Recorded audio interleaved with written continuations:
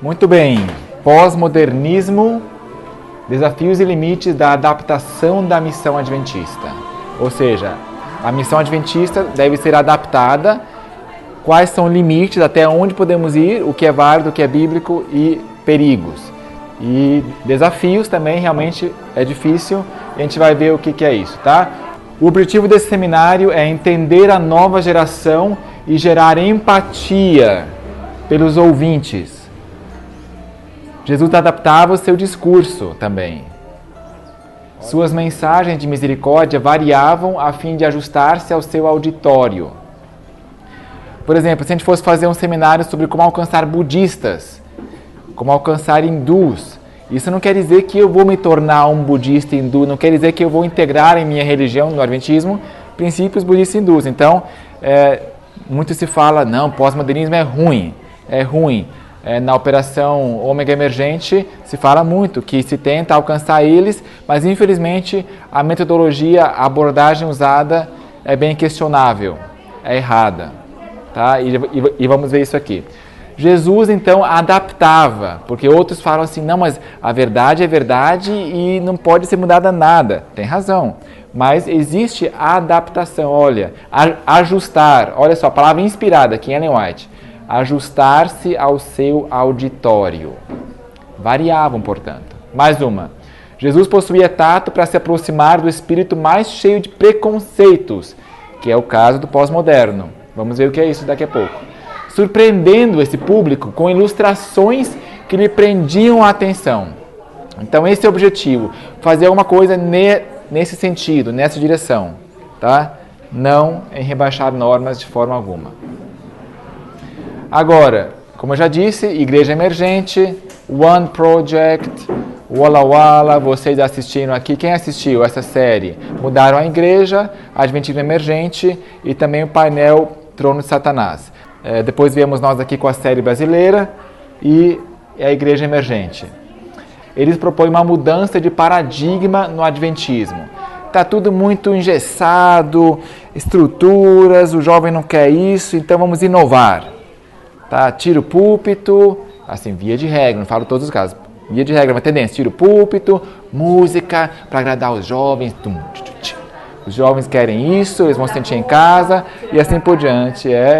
Mudança de paradigma, muda a cosmovisão, muda a abordagem. Ômega Emergente. Ômega Emergente, aqui nesse link você vai encontrar os 3 vídeos dos Estados Unidos, legendados para a TV Terceiro Anjo, tá? E descreve a situação em Walla Walla, mesmo na Andrews, infelizmente, tem um curso de Spiritual Formation, formação espiritual, que também tem aqui no NASP Engenheiro Coelho, tá? Pós-modernismo. O que é pós-modernismo? Pode ser definido como uma cultura, uma cosmovisão, reação ao modernismo, um ponto de vista filosófico. Se diz que entre a idade de 45 e 50 anos de idade, quem tem menos de 45 anos de idade, lá nos Estados Unidos, via de regra, é pós-moderno. Agora, claro, se o jovem cresceu num ambiente rural, lá esquecido, ele não vai ser pós-moderno, ele vai ter a cultura que seus pais vão lhe dar. Então, depende muito aonde. Pode ser que já tenha um idoso pós-moderno que já cresceu assim. Então, isso é só uma regra, mais ou menos, uma reação ao modernismo. Google define pós-modernismo como? O pós-modernismo, uma pós-modernidade, é um processo contemporâneo de mudanças significativas nas tendências artísticas, filosóficas, sociológicas e científicas que surgiram na Segunda Guerra Mundial e o movimento modernista. Então, no âmbito religioso, se encaixaria aqui, digamos, filosóficas, né?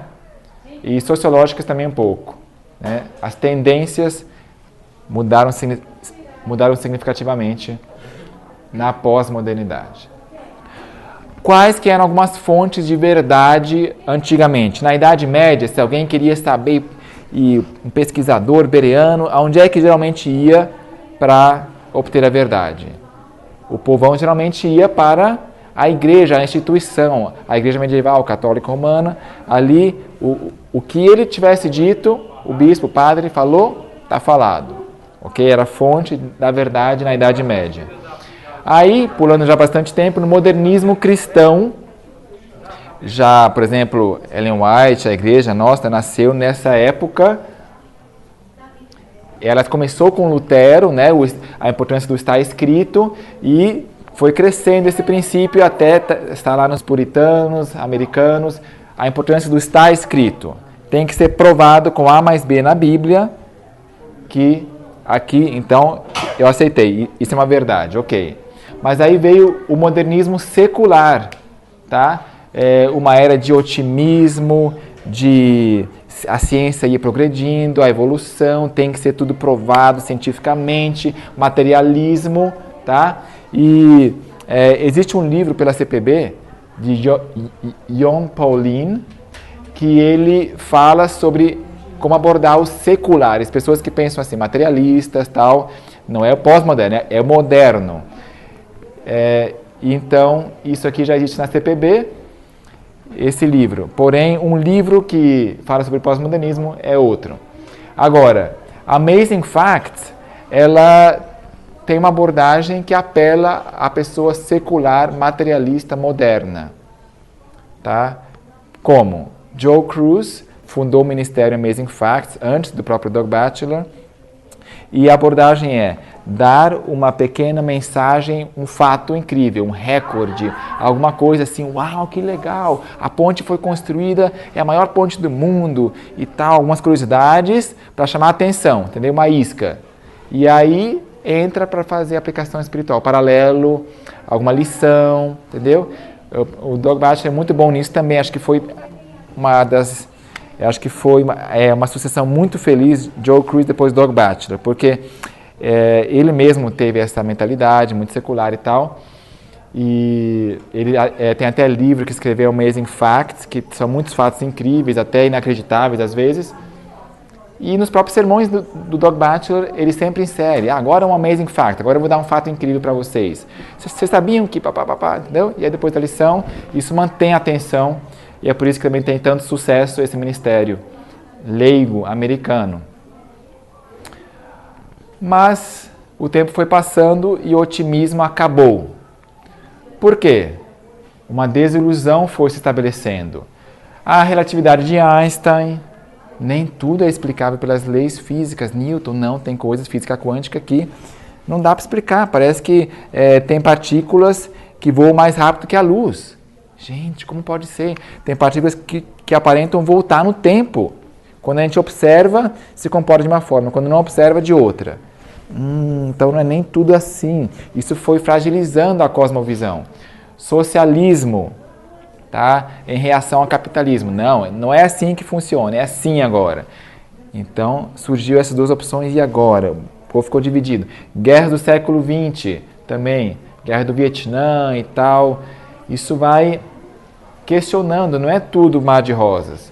E o 11 de setembro também, né? Questionando a versão oficial também, teorias de conspiração, isso é um terreno muito fértil para teorias de conspiração, questionando a autoridade. Então o pessoal está confuso, entendeu? Não é mais tudo assim previsível. Isso gera desilusão. O resultado, portanto, é a pós-modernidade, uma cultura, uma cosmovisão, um ponto de vista filosófico, uma reação ao modernismo. Hoje em dia a televisão não é mais aquela corporativa que a corporação te oferece, olha, isso aqui é novidade, isso aqui é notícia, tá bom? Esse aqui é o teu menu hoje, assiste isso aqui. Não, hoje em dia todo mundo pode publicar, e questionar, e bater boca, e ser do contra, e o pessoal curte. Então isso gera um estado de coisas que propicia o pós-modernismo também. Descentralização. Hoje você pode ter sua TV e se tornar uma estrela na virada da noite, de um dia para o outro. Você pode tornar uma estrela para um dia para o outro. Agora, hoje em dia, aonde que é a fonte da verdade, então? Se não é na igreja institucional, medieval, seja qual for, não é nas instituições, existe um descrédito. Se não é na Bíblia, mas eles também não creem que é provar por A mais B. Então, como que o pós-moderno encontra a verdade hoje? Por dois meios principais. Relacionamentos e por histórias. Por historinhas. Por historinhas, você conta a sua versão. Que legal, que lição dá para tirar. Cada um pode contribuir, não tem. Posso aprender, posso tirar uma lição de vida do mendigo lá. Uau! Mas aqueles da corporação, bonitinho, penteadinho lá, eu já estou suspeito dele. Isso aí é programado, tem uma agenda por trás, entendeu? Isso aqui é autêntico. Então, histórias e relacionamentos. Como assim? Histórias estão em alta hoje, né, no Facebook, Facebook Stories, nós temos aqui. Agora, a Bíblia consiste majoritariamente de histórias, não é?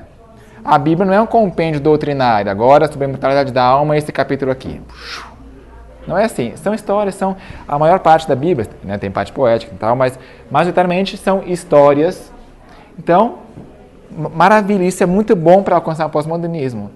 Focar mais em histórias, contar, vamos ler a história de Ruth, fazer um sermão sobre Ruth, por exemplo, para a pessoa se identificar, entrar na pele da pessoa e poder, isso apela para o pós-moderno, sim. Não tanto provar por A mais B, não estou afirmando que é errado.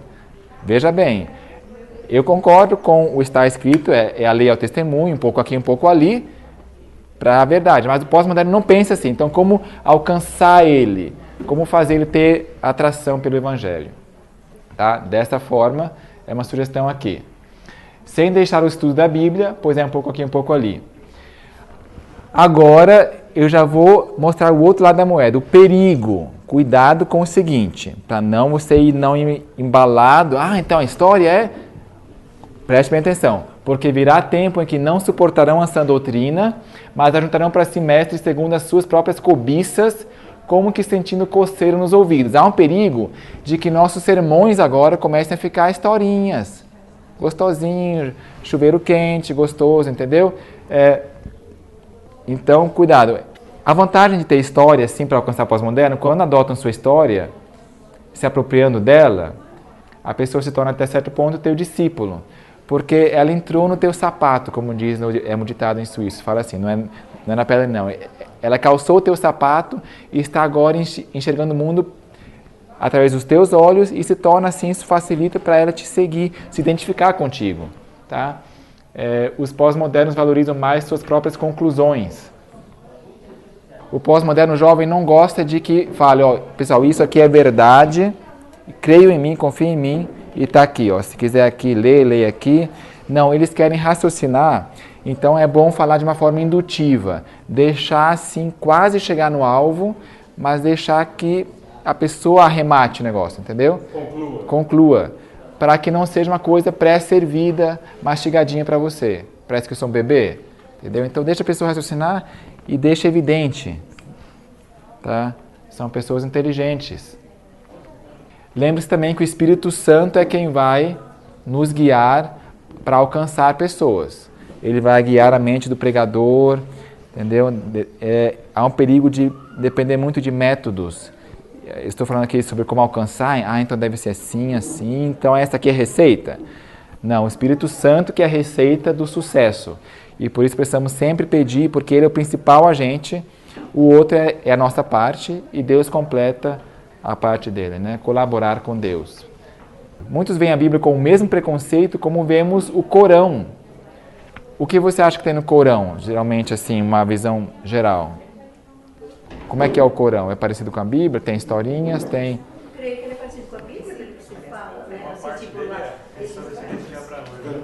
lá... De regras desumanas e manual de terrorismo até.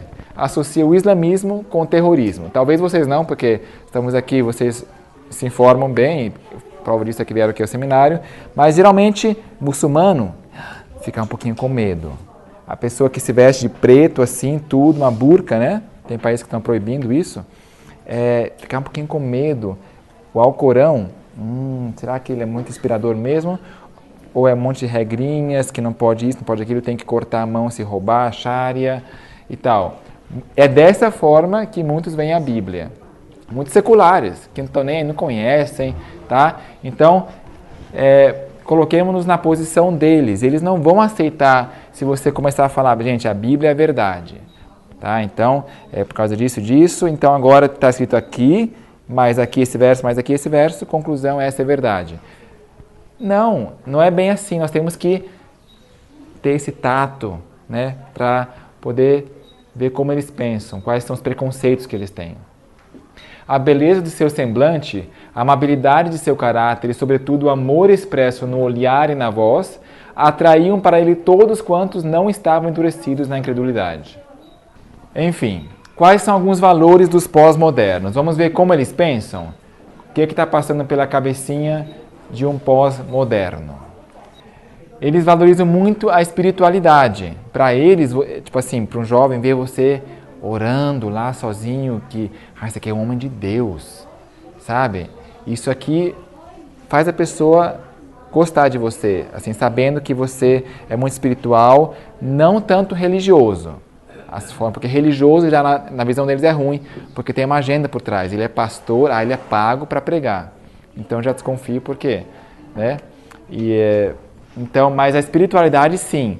Por isso que as pessoas estão buscando tanto yoga, misticismo, o budismo e o hinduísmo estão em alta também, porque busca esse transcendental.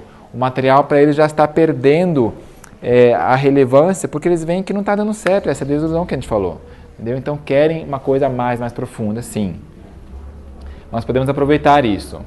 Eles, porém, têm uma rejeição de formas, estruturas, instituições e rituais.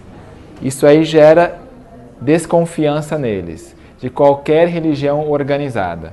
O pastor Ayrton Kroeder fez um editorial da Revista Adventista faz, acho que mais de 1 ano ou 2, falando que, mostrando uma estatística e que os jovens estão realmente muito desconfiados de tudo que é institucional. O governo, em primeiro lugar, ainda mais hoje no Brasil, né, cada vez mais, governo, corporações, por exemplo, se uma indústria publica, olha, o café faz bem, por causa disso, disso, assinado Nescafé. Ah, claro, né? Entendeu? Então, desconfiança de instituições. Tem uma agenda por trás, será? É uma pesquisa paga? E assim por diante. Então, e aí ele mostrou nessa revista adventista que ele ficou feliz que o menor índice de desconfiança é quanto às igrejas. As igrejas ainda há não tanto desconfiança quanto há no governo, nas instituições comerciais, na indústria. Então ele ficou feliz, mas existe sim uma desconfiança crescente geral, seja a indústria, seja a religião, e as instituições, né, também abusam, tem muito motivo para isso, porque muitas igrejas, de fato, vão longe demais, a questão de dízimo, a questão de os pentecostais, vem aqui, indulgência, não é indulgência, é atrações, compre água benta do Jordão. Então, desconfiança, tá? Seu coração fechado. Mas agora, como abrir o coração, como alcançar, que argumento, que abordagem a gente poderia usar? Lembremos que o Adventismo começou como o movimento anti-estabelecimento, né? O millerismo. Não foi expulso da igreja, quem cria lá, Ellen White, metodista, foi expulsa. E eles não queriam nem se formar como uma nova igreja por muitos anos. Levou muita insistência de Tiago White e Ellen White para que eles se organizassem, porque eles eram, por natureza, anti-estabelecimento. A gente não quer mais porque a organização já nos decepcionou. Resgatemos isso, então. Mostremos esse espírito no coração, né? O próprio Lutero, reforma, anti-estabelecimento. Isso vai apelar ao pós-moderno. Entenderam o que eu quero falar? Isso aqui vai apelar para um pós-moderno. Mostrar, olha, aí conta uma história de Lutero, e ele vai se identificar, e é isso mesmo, e Guilherme Miller, entendeu?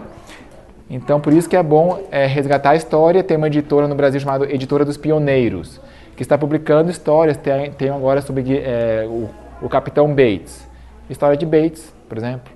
Tem uma biografia, Loughborough, conta a história dos pioneiros. E outros pioneiros vão ser lançados. Editora dos Pioneiros. Coloca lá na internet que vai aparecer. Então isso é bem interessante. Até hoje a mensagem adventista é refrescantemente não conformista. Não é verdade? Eu sempre ouço pregações de pastores que realmente falam contra a instituição, a escola, como está, no sentido de evolução, o estabelecimento, e pelo menos reconhece que vai vir perseguição, sim, que vão ser perseguidos. Então, até hoje, o adventismo, por natureza, é não conformista. Não vos conformeis com esse século, tá? Isto é típico adventista, sim. E devemos resgatar isso. Um pós-moderno também é pluralista. Isso aqui está intimamente relacionado com o relativismo. Ou seja, não existe só uma forma de que deve ser. Essa é a verdade, isso aqui é o correto. Não, tem outras alternativas, entendeu? Então isso é pluralismo, relativismo. Nós não concordamos, nós cremos que a Bíblia tem toda a verdade, que tudo que está lá é a verdade, mas ele não pensa assim. Então, como alcançar? Conheçamos-lo, ele é pluralista. Muito prazer. Verdade absoluta, válida para todos. Ele rejeita. Não, isso aqui não pode haver. Não há verdade absoluta, não. Todo mundo tem uma coisa de bom. Há uma coisa válida em cada um e que deve ser aproveitada. Outras visões, não só uma visão da Bíblia, não só uma interpretação. Quero conhecer o outro lado da moeda, quero assistir um vídeo, sim, de teoria de 11 de setembro, conspiração, quero conhecer, sim. E é válido, olha só, faz sentido, assim por diante. Mas especialmente há uma rejeição à pretensão de ter todas as respostas. Então, quando nós vamos responder perguntas, ou quando você vai conversar com uma pessoa que você sabe que é pós-moderno, é bom ter a humildade e às vezes falar, olha, isso aqui realmente não sei. Ótima pergunta. Eu vou pesquisar mais e vamos conversar melhor. Isso aí vai gerar muito crédito para você.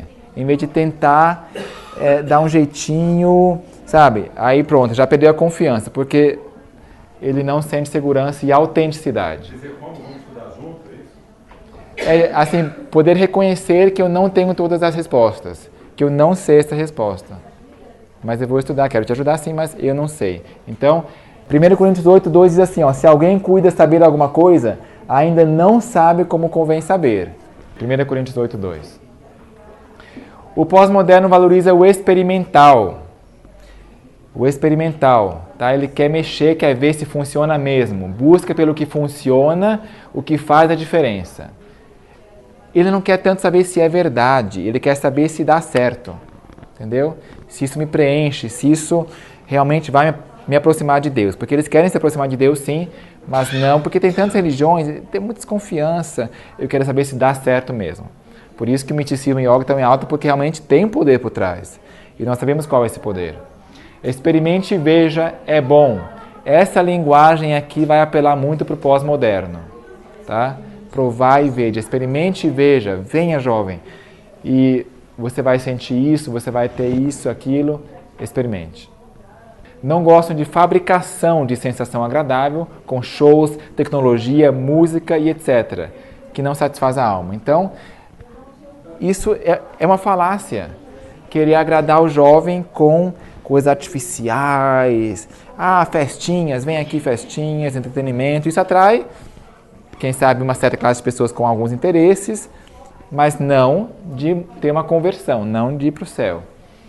A influência espontânea e inconsciente de uma vida santa, a Senhora White diz, é o mais convincente sermão que se pode fazer em favor do cristianismo. O argumento, mesmo quando seja irrespondível, pode só provocar oposição, bater boca, mostrar argumento, provar com A mais B. Mas o exemplo piedoso tem um poder a que é impossível resistir completamente. Exemplo piedoso, tá? Já falou quase tudo. Se você vive a vida. Nova Semente, a tendência é ter essa abordagem equivocada. Fazer um estilo com muita música que atrai os jovens, cores, luzes, conforto, sofá, couro. Lá no primeiro mundo é bem pior, tá? Mas, por exemplo, tem um cafezinho lá no fundo da igreja, para você se sentir bem. Isso tudo é artificial. É uma fabricação de sensações que não satisfaz a alma, tá? Não tem rejeição de formas, eles têm rejeição de certas formas. Se for uma forma que o agrade, semelhante com o que já tem, tudo, não, eles gostam, mas só que... Rejeição de formas tradicionais ou... Sim, ou seja, fabricação de sensação agradável e shows, isso aí não satisfaz a alma. Na verdade, pode atrair, pode ter muita gente, só que não vai converter. Não é esse o objetivo principal de nossa missão? Converter o mundo? Transformar a pessoa. Então, ele pode gostar, a sensação é gostosa. Eu não digo que ele vai, não, isso aqui é chato. Ele vai ser atraído. Mas eu pergunto, que índole de pessoa vai ser atraída e se vai realmente gerar uma conversão a médio e longo prazo, uma conversão. Induzir a uma conversão, tá? E mais sobre a nova semente está nesse sermão aqui, Ômega Emergente, Sementes do Ômega. E tudo que a gente já falou sobre igreja emergente, incluindo oração centrante, tudo está nesse link. Oração centrante desmascarada. Ok, o mundo carismático é quem faz isso. Muita música, tá? Tambores. Isso é o principal, mas isso é só um sintoma. Os outros são a vestimenta das pessoas que vão lá, vão passar batom e sombra e unha para poder atrair alguém que tem batom também? Ou será que uma pessoa de saia comprida, natural, sorrindo, não é o maior sermão, assim, a aura da pessoa cristã? Isso que vai atrair. O que você tem diferente? Você tem uma paz, assim, eu sinto uma coisa, sabe, ao falar. Então isso é a melhor isca, é a isca correta. Não música e tal, né? Já falei. Ok, as pessoas estão famintas por tocar a substância por trás das doutrinas, instituições e formas nas quais a expressa. Tá?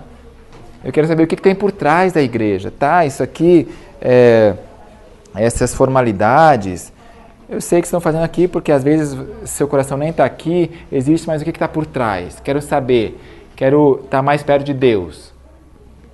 Quero tocar a substância por trás das doutrinas e instituições. John Paulin, portanto, esse livro aqui fala como alcançar os pós-modernos. O outro que eu falei que está em português já, Deus no Mundo Real, ele é para alcançar os modernos, seculares, materialistas. Esse aqui já é para alcançar os pós-modernos, e não tem em português, mas eu não concordo com tudo também aqui. Por exemplo, quando se fala em poder adaptar a mensagem, se vai às vezes na questão da música também, né, e uma certa diluição, tá? O embrulho, mudar o embrulho, sendo que o embrulho faz parte do presente também. E o John Paulin, você pode ver lá no One Project, ele tem um certo envolvimento com o movimento emergente, tá? Não é verdade presente e, portanto, eu leria com muito cuidado, porque ele quase que glorifica o pós-moderno, falando que, tipo assim, quase que só tem valores bons, entendeu? Sendo que tem muita coisa questionável. Então, ele coloca o foco muito, isso é muito bom, isso é muito bom. No pós-moderno temos que pensar assim também. Então é muito delicado, tá? Muito delicado isso aí. O que vai fazer a diferença na missão? O que fez na época do Pentecostes lá? O que fez a diferença? O pessoal não estava...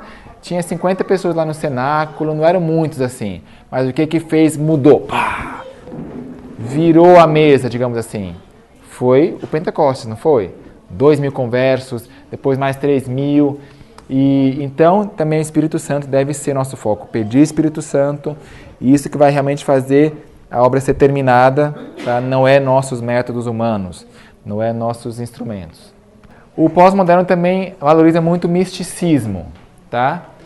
Como eu já disse, espiritualidade sim, religiosidade não, tá? Isso aqui é uma certa consequência do experimental que eu falei antes. Então, eles vão acabar indo no misticismo, porque é legal, é interessante. Deixa eu ver yoga, como é que funciona? Interessante, quero experimentar, tá? Então, por isso eu vejo um certo perigo de falarmos em meditação, em ter uma ênfase agora nova em meditação. Essa palavra pode ser muito elástica. Por exemplo, existem outros termos bíblicos que evitamos. Por exemplo, a palavra presbítero, não tem na Bíblia? Bispo. Por que nós não chamamos Bispo Ayrton Köhler, por exemplo? Porque isso pode... não, mas catolicismo? Não, peraí. É pastor. Mesmo que seja bíblico. É bíblico, mas é bom evitar para não gerar certas conotações ou mal-entendidos. Levantar as mãos, está lá no Salmo, não tem? Vou erguer as mãos em louvor e tal. É bíblico. E não é errado, mas nós evitamos para não dar a conotação evangélica, protestante, entendeu? Aparência de mal. Por isso eu sugiro que usemos a palavra reflexão na Bíblia e não meditação, porque pode ter o mal-entendido, esse viés místico. Meditação. E aí geralmente é o pastor adventista que fala sobre isso, o pastor Fernando Iglesias e tal, fala meditação na Bíblia. Mas só que, entendeu? É meio ambíguo assim e pode ser uma porta de entrada para a meditação mística, como sugeriu o livro Brilho de Vida.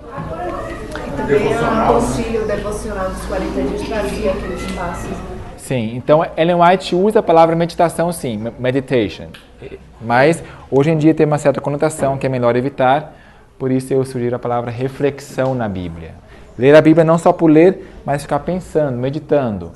E quando Ellen White fala em usar a imaginação, desde que sua imaginação se prolongue, não é no sentido de viajar na maionese e tentar imaginar coisas que não são, mas é você se posicionar ali na situação, imaginar como era, meditar, refletir, mastigar, tá? Não é deixar a mente vagando, né? Não, a mente não vagando.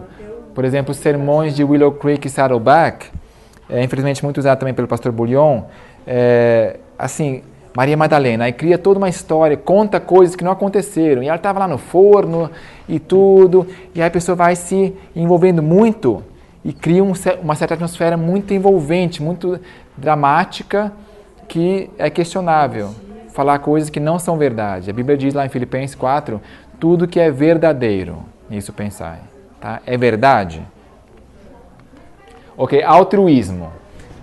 O pós-moderno é muito altruísta também e valoriza quem é altruísta. Generosidade, a beneficência, o filantropismo, isso é muito bem visto. Querer ajudar o pobre, o necessitado, maravilha. Todos são valorizados. E a missão Caleb aparentemente reconheceu esse valor que os jovens têm. Vamos lá então, vamos ajudar o próximo. Missão, dedique suas férias para a missão. A princípio isso é uma ótima coisa, tá? Então, assim como na escola adventista, porém, que é uma ótima coisa também, ela White instituiu, mas a minha preocupação é as companhias. E o que o líder pode estar ensinando, as músicas e tudo mais. Mas o princípio da missão Caleb é muito válido, é servir ao próximo, desde que não seja também o evangelho social. Eu só vou fazer o bem sem falar de Deus, entendeu? Mais sobre isso, veja meu sermão sobre a Adra. A armadilha que a Adra pode estar incorrendo, é um perigo, é que o mundo pede que a Adra seja não proselitista, entendeu? A ONU, então, com certas parcerias, recebe milhões daqui, governo, mas Adra, você não pode falar de Deus, né, de Jesus, tentar angariar pessoas para a sua igreja. Não, isso aí está errado, Adra. Então, a Adra, no site oficial, tem lá escrito, nós não fazemos proselitismo. Eu julgo que tenha sido por uma exigência de fora. Não quero suspeitar mal dos pastores, que eles querem agora parar de falar de Deus. Mas ali, nós devemos sim fazer proselitismo. É que proselitismo é tipo uma palavra feia para alcançar pessoas, evangelismo. Isso. É uma palavra feia, que nem falar fundamentalista. Tem uma conotação negativa. Mas nós somos fundamentalistas.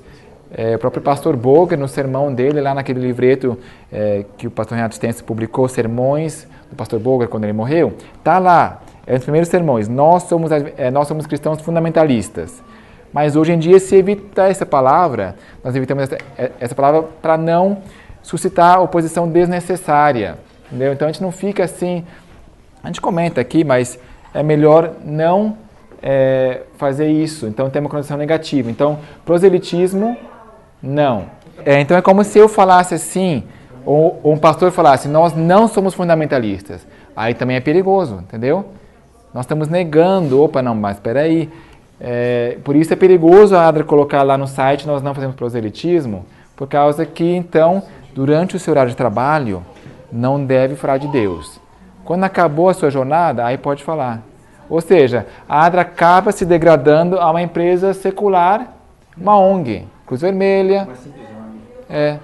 Entendeu? Então, Oxalá, isso aqui não se materializa, Oxalá tirem do site, porque de fato é uma inverdade, a Adra faz proselitismo, e isso é bom que faça, isso é muito bom que faça, porque tem um livro Beneficência Social de Ellen White, que fala disso, dessa mescla de fazer o bem e alcançar as pessoas. Jesus fez muito bem, multiplicou os pães, mas não ficou no pão e peixe. Quando eles quiseram sempre pão e peixe, não, acabou. E aí todo mundo foi embora. Acabou. Entendeu? É o bom samaritano, né? O bom samaritano também? Não, a Adra. Adra, sim, bom samaritano.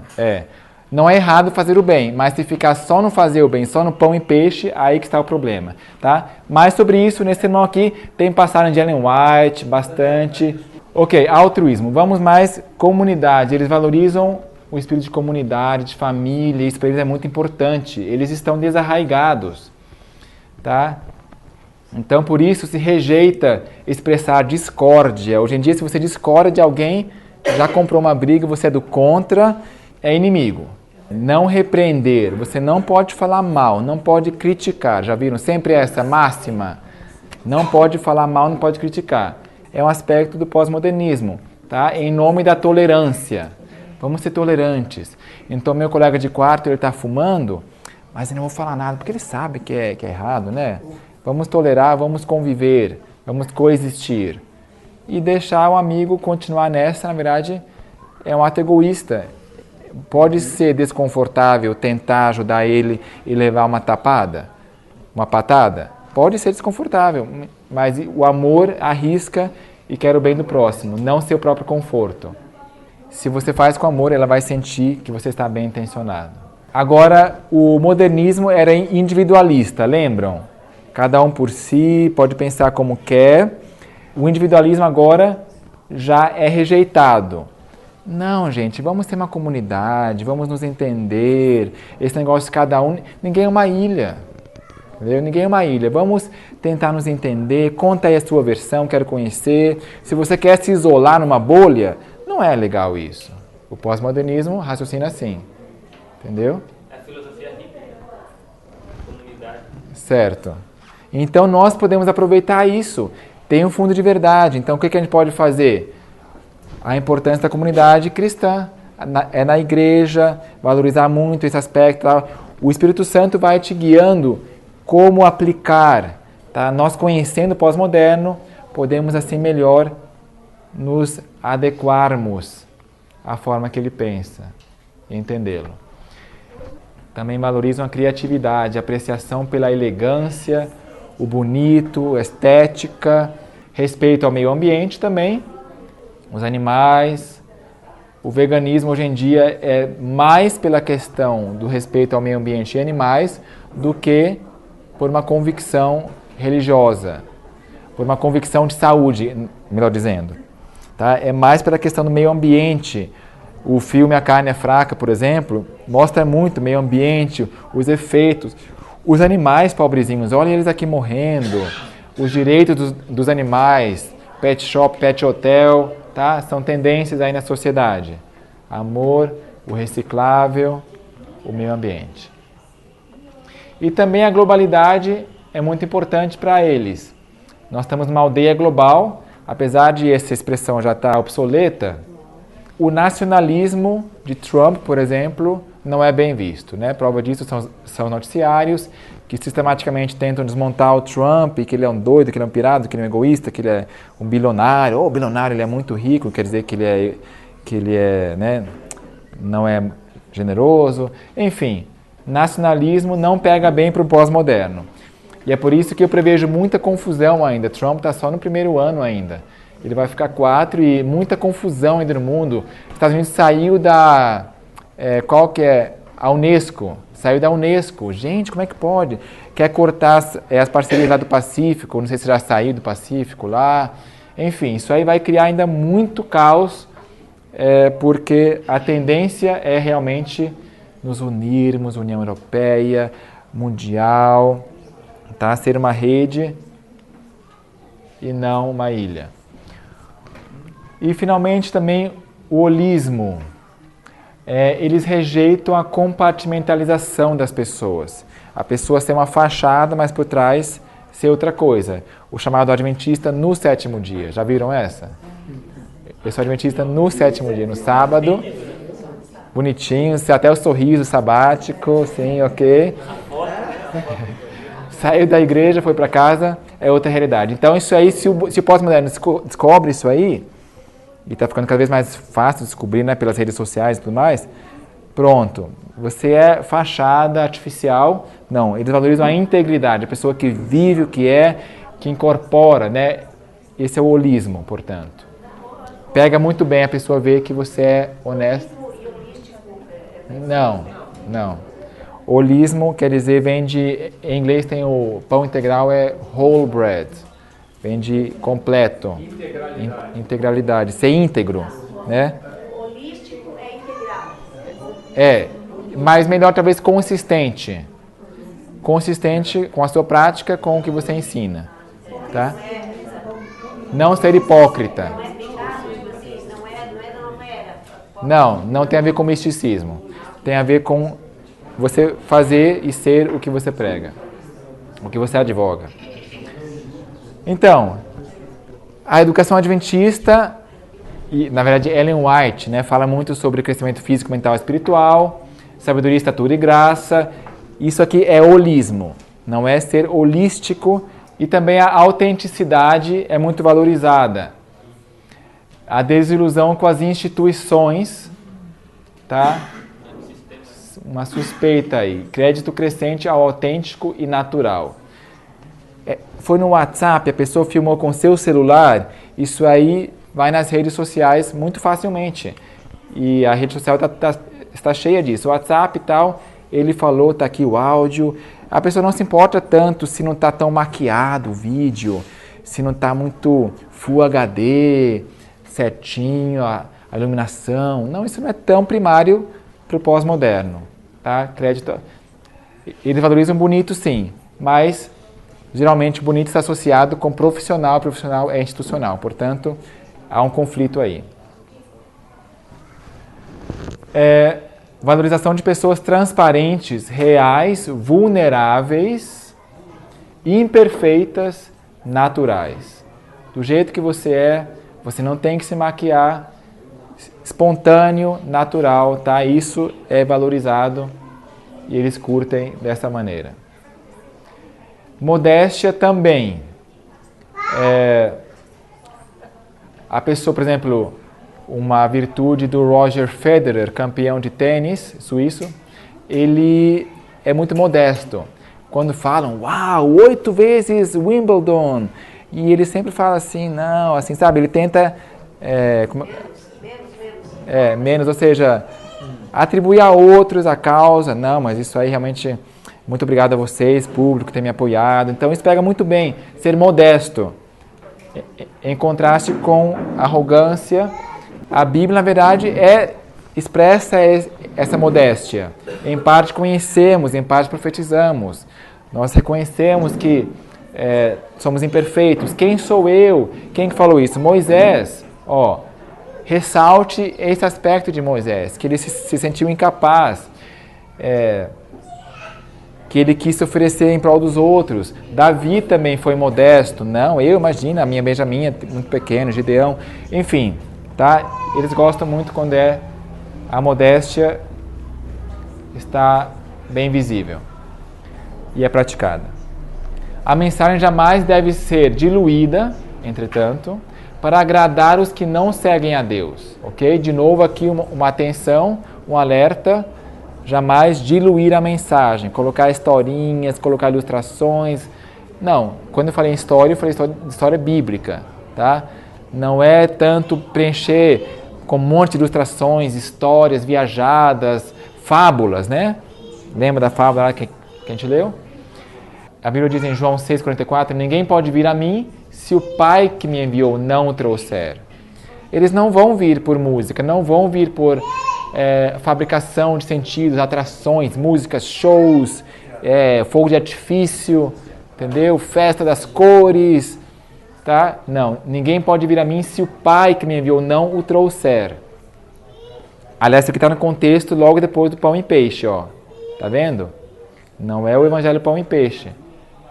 Leia lá, inclusive, João 6, é muito interessante esse capítulo aqui, porque, inclusive, João 6,66, o que diz lá? Que a maioria o abandonou. Interessante, né? João 3:2:1, mas quem pratica a verdade vem para a luz. Isso aqui é interessante, né? Esse pensamento assim. Quem pratica a verdade, quem já faz uma coisa que sabe que está certa, vai para mais luz. Então já são sinceros, são honestos, que já praticam. Os que não praticam a verdade não vão querer vir para mais luz. Então não adianta querer atraí-los com música ou com qualquer coisa assim secular que é proibida e o estilo mundano, egípcio, música egípcia. Pós-modernos se definem mais pelo que são contra do que a favor. Inconformismo. Ah, não, isso aqui eu não creio, eu sou contra eles, contra isso, mas então você é a favor do quê? Tá? Então, isso aqui, mais ou menos assim que pensam, é uma oportunidade para o adventismo, porque eles estão desarraigados, não estão ligados tanto às instituições, à cultura, não estão tão emaranhados. Então, facilmente a gente pode atraí-los, porque não estão conectados com os laços, estão desarraigados. Aproveitemos isso. Uma pergunta aqui. Jesus foi exclusivista, inclusivista ou universalista? Porque um grande líder da igreja, um administrador me perguntou, você é exclusivista? Porque parece, né? Você acha que tudo não está errado, você é certo, o MV está certo e tal. E eu falei, não. Ah, então você é inclusivista?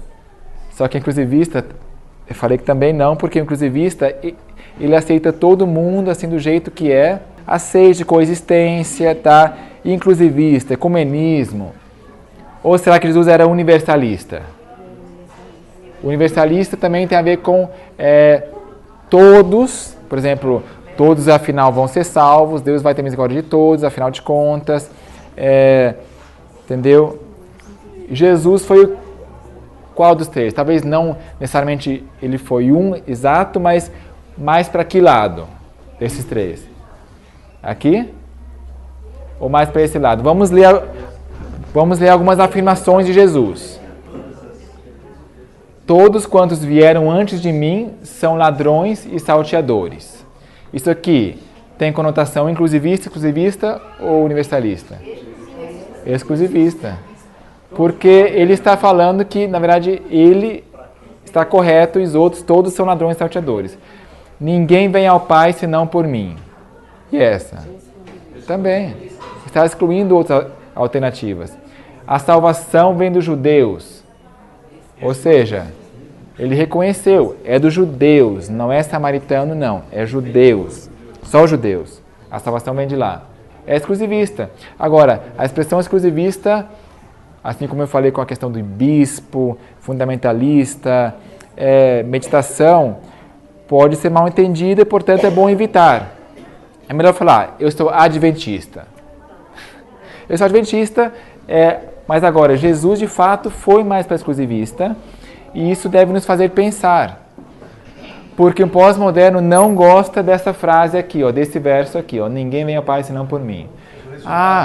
Desculpa, o resultado da salvação é totalmente exclusivista. Eu vou excluir todos os perdidos, vou levar os poucos salvos. Exato. É o final da história de Cristo. Então o pós-moderno vai pensar assim, quer dizer que o budista não tem salvação? Ele tem alternativa, mas se ele não aceitar, ele vai ser exclusivo. Não aceitar o quê? Se ele não aceitar Cristo, como Salvador pessoal, como Deus. Então, é exclusivista. Mas o pós-moderno não vai gostar disso. Por isso, nem tudo que o pós-moderno gosta, nem todo o gosto dele deve ser agradado. Tem certas coisas que a verdade vai ter que fazer um corte, sim. Ela é como espada afiada. Mas só que se eu tenho tato e amor pela alma e usar ressaltar outros aspectos, se ele gosta, esse aqui, o fato de ser exclusivista, não vai machucá-lo tanto. Talvez pode incomodá-lo, mas não vai ser, não vai ser determinante para ele rejeitar tudo agora, entendeu?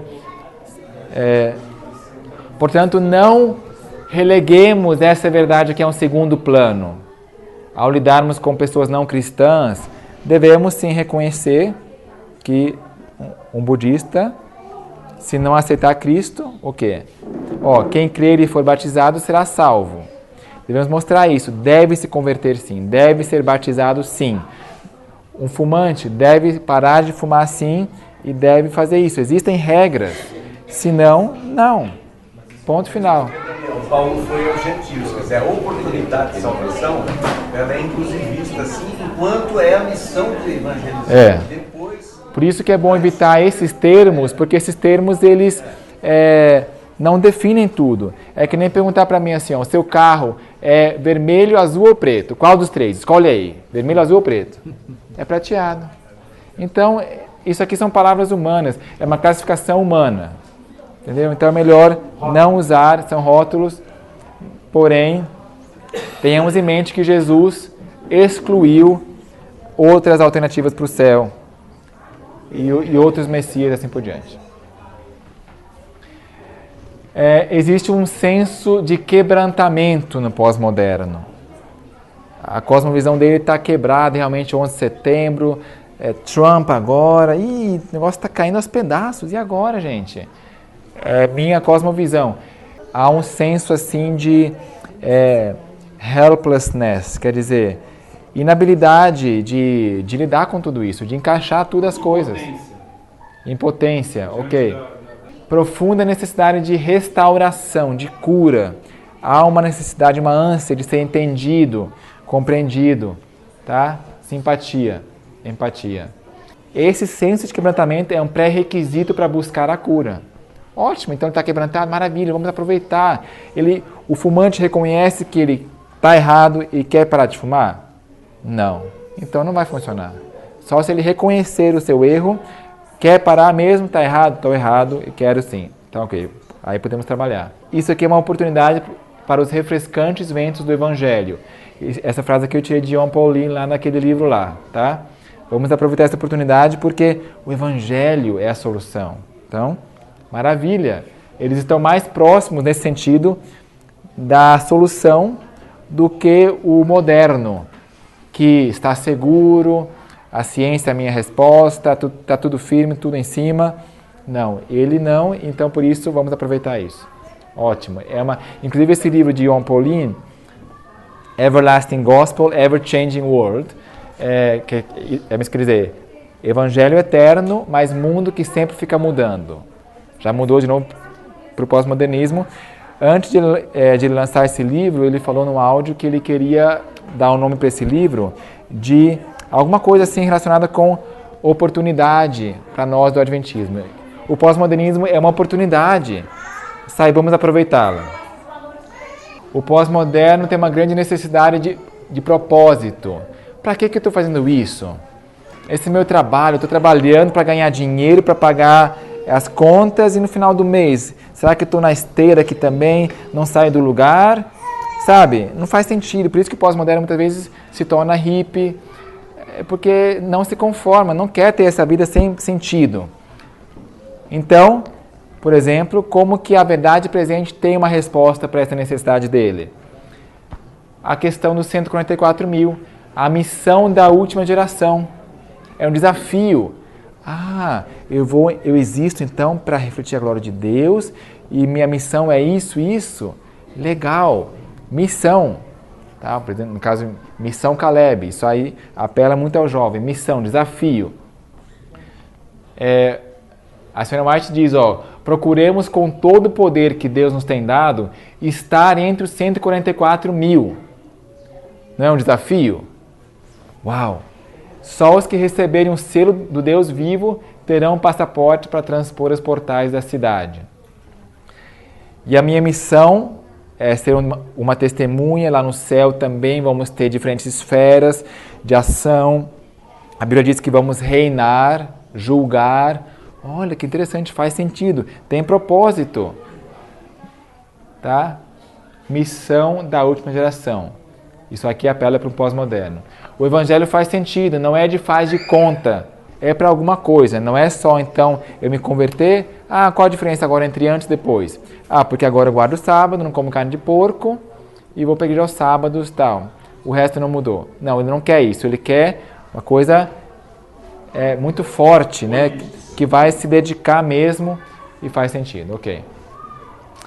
Busca por identidade. Quem sou eu? De onde venho? Para onde vou? Para que eu existo? A verdade presente traz ênfase na história adventista. Pioneiros, não é? A verdade presente? Nós falamos muito sobre Wagner Jones, Minneapolis, 57, bifurcação. Então, quem somos nós? Por que ser um adventista? Eu não quero ser adventista só por causa do sábado, carne de porco e tal. O resto é evangélico. Somos evangélicos. Não, ele quer uma coisa... quer ser adventista porque Ele gostou de quem são os adventistas, não só porque tem uma coisinha a mais, tá? Valoriza a identidade adventista. Explora bastante Ellen White, a controvérsia de 88, a bifurcação na estrada, etc. Tá? Então isso aqui, um pós-moderno vai gostar de saber por que eu sou adventista e por que hoje em dia está sendo diluído na nova teologia e assim por diante. O orgulho de ser adventista em vez de ficar olhando para o outro lado da cerca, no sentido de valorizar, é um privilégio, nós podemos ser adventistas e olha só que legal, nós somos por causa disso, disso, disso. E não, como é que os evangélicos fazem para conseguir tantos membros? Vamos lá ver? Igreja com propósito, Rick Warren, oh, que legal. Vamos lá estudar? Pastor tal e tal, vamos lá para os Estados Unidos ver a conferência deles? Oh, que chique, vamos imitar? Vamos imitar. Não, isso aqui não é identidade adventista. É ficar olhando para o outro lado da cerca, isso não pega bem, porque senão não tem que ser adventista, né? Pode ficar do outro lado da cerca. Reparem bem como é que será que Deus também adaptou sua linguagem para o moderno e pós-moderno? A carta a Laodiceia não foi escrita para o moderno e pós-moderno. Laodiceia foi escrita para a última igreja, que Deus sabia que estaria vivendo nessa época do mundo. Olha só qual é a linguagem que Deus usou. Nós vemos lá que Deus fala de colírio, de vestes brancas e de ouro. Inclusive Ellen G. White, né? Ellen tem a ver com claridade de olhos, colírio. Gold é a palavra antiga para ouro. E white, branco, ou seja, roupa branca, que nem Laodiceia. Te recomendo que compres colírio, ouro e te vistas, né, com as vestes brancas. Então, mensagem a Laodiceia é isso. Ellen White foi para Laodiceia também. Já começou em 1850 e poucos ali, que ela já falou que já era Laodiceia, perfeitamente. Então, Deus usou coisas materiais, ouro, colírio, vestes, roupa, porque sabia que as pessoas seriam muito materialistas, muito apegadas às coisinhas. E então, vamos lá, eles entendem essa linguagem. Eu vou falar para eles sobre o ouro, olha aqui, porque eles vão entender dessa maneira. Que nem você explicar para uma criança, tem que adaptar a linguagem, entendeu?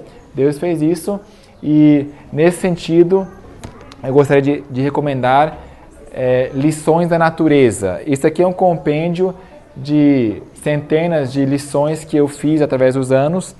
Lições da natureza não é paralelos, mas são coisas que podemos de fato aprender da natureza. Diz que Jesus aprendeu do livro da natureza e da providência e dos fatos do dia a dia.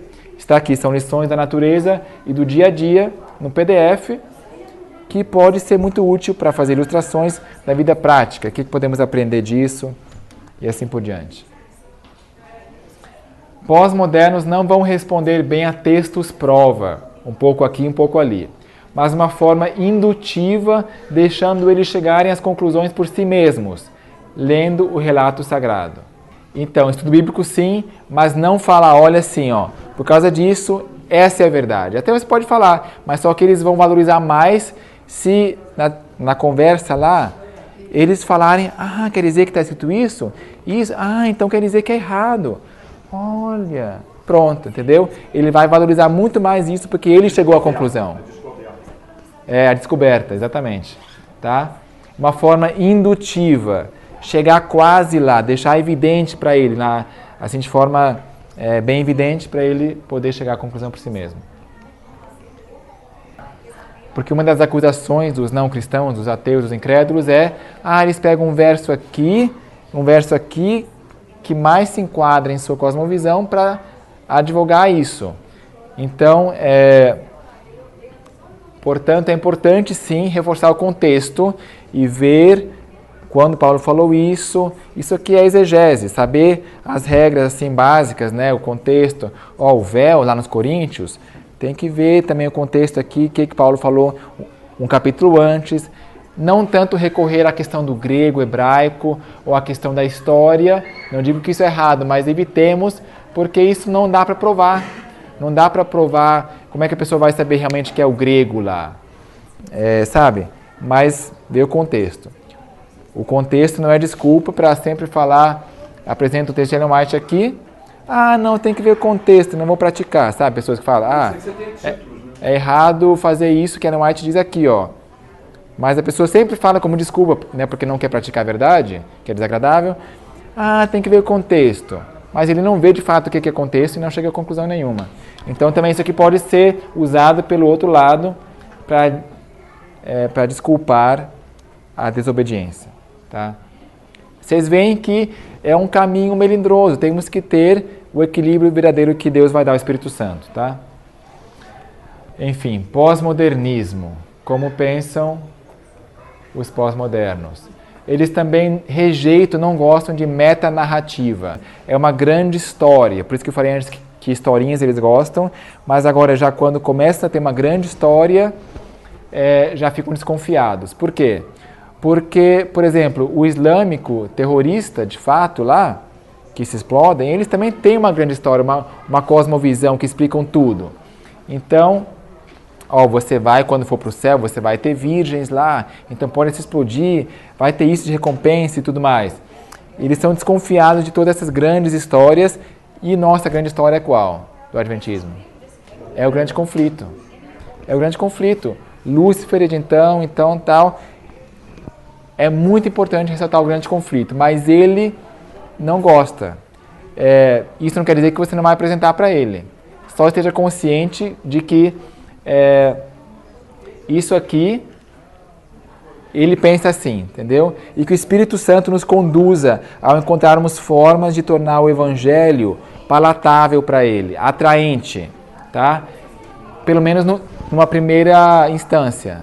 Os dois princípios, egoísmo versus amor abnegado, entendeu? Porque eles são incrédulos. É quando você chega a falar assim, olha, tudo se enquadra em dois princípios. Isso aí é uma metanarrativa, isso aí, sabe, é uma afirmação dele, como é que você prova? Os fundamentalistas islâmicos também têm certas afirmações que vão doutrinando as crianças lá para se explodirem, então, entendeu? Mas aos poucos ela vai pegando confiança e vai vendo que realmente é bíblico tudo isso aí. No afã de recalibrar a religião adventista para a realidade pós-moderna, há o perigo de se emaranhar em diversas propostas de discipulado e de se tornar autocentralizados. Olha só, isso aqui é muito sério, tem a ver com o misticismo, com a igreja emergente e a abordagem que a igreja tem usado. No afã de recalibrar a religião adventista, recalibrate, lembra lá no ômega, para a realidade pós-moderna, há o perigo de se emaranhar em diversas propostas de discipulado, coisas complicadas. Olha aqui o novo manual do pastor tal.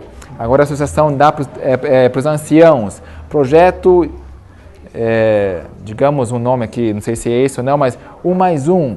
Tem que fazer isso, discipulado. Aí fica muito emaranhado, pega ideias de Babilônia, de Rick Warren aqui, as 40 madrugadas, esse negócio de 40, vem de Rick Warren também.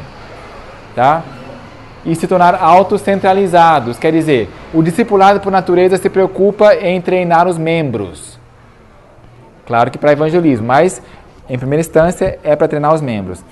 Eu falei sobre a síndrome do umbigo numa palestra que eu fiz aqui, e que mudaram o manual da igreja nas funções para a comissão da igreja, agora já não é como deveria ser evangelismo, outreach, pensar nos outros, não.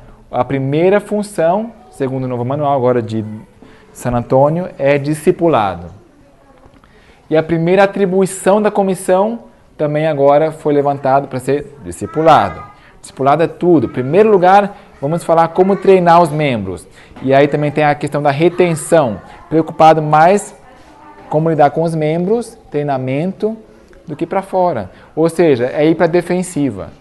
É um time de futebol, ainda quer ganhar almas, quer vencer o jogo, mas a estratégia agora, vamos nos concentrar em nós, retaguarda, para não perder membros, isso aqui é muito importante. Em vez de ser no ataque, evangelismo, tá? E quando a igreja é focada no evangelismo, geralmente as outras coisas cuidam de si mesmo, até as finanças. Se fala muito em finanças e dinheiro na comissão da igreja. Eu participei vários anos. E realmente, lá, felizmente, o pastor tinha essa visão, que deve ser o primeiro ponto da agenda, evangelismo. Veja mais sobre isso no meu sermão, chamado congressomv.org/manual. Tá? Nesse sermão aqui, o áudio está lá, fiz no MV Espírito Santo. Agora, leamos esse verso. Mas temo que assim como a serpente enganou a Eva com a sua astúcia, assim também sejam de alguma sorte corrompidos os vossos entendimentos e se apartem da simplicidade e da pureza que há em Cristo. Eu perguntei o pastor Steve Wohlberg, não sei quem conhece aqui, Steve Wohlberg, ele participou daquele vídeo A Convergência Final, que mostra a água se transformando em sangue. Ele estava lá com aquelas 2 tábuas de 10 mandamentos. Então Steve Wohlberg estava lá no vídeo A Convergência Final e ele mostrou para mim, quando eu perguntei para ele, o que você acha de pós-modernismo? Até a Conferência Geral tem, a Associação Geral tem um departamento como atingir os pós-modernos, missão secular e pós-moderna, cujo líder é o pastor Kleber Gonçalves, diretor da Nova Semente. Ele foi promovido lá para a Conferência Geral agora para cuidar desse departamento. E eu perguntei para o Steve Wohlberg o que ele achava desse departamento, essa abordagem, e ele me falou o seguinte, a Bíblia, o Evangelho, nossa abordagem deve ser sempre simples. Não pode envolver muito emaranhado, muitas coisas assim complexas, como atingir o mundo. Não, simplicidade deve estar sempre presente, tá? Então, essas aqui foram algumas considerações sobre os pós-modernos, tá? Nem todos, como eu disse, podem ter esse dom, mas eu digo, essa vocação, mas é sempre bom a gente conhecer melhor a nova tendência. Os seus filhos provavelmente já são pós-modernos, a não ser que você viva no campo, já fez certinho, mas pela televisão, pela influência de pessoas, mesmo na igreja, isso vai infiltrando essa mentalidade. E que o Espírito Santo nos guie para podermos adaptar sem diluir, sem comprometer a mensagem. Tá, vamos orar rapidamente para encerrar.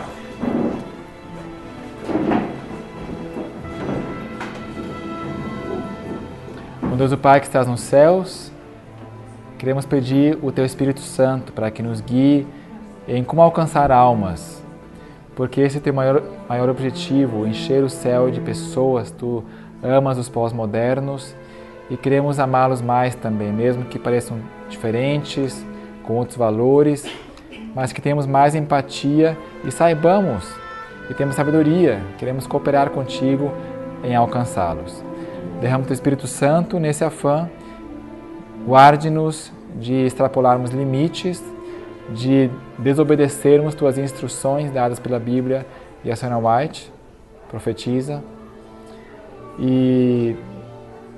mas sobretudo derrama o Teu Espírito Santo na chuva serôdia, é isso que vai fazer toda a diferença e precisamos dela urgentemente. Portanto, aceite nossos esforços nesse sentido, guie-nos ao usarmos algumas práticas nesse sentido, dê-nos discernimento para que saibamos diferenciar o que não Te agrada. Muito obrigado por Tuas bênçãos, dê-nos um bom restante de dia, uma boa vigília, em nome de Jesus Cristo. Amém.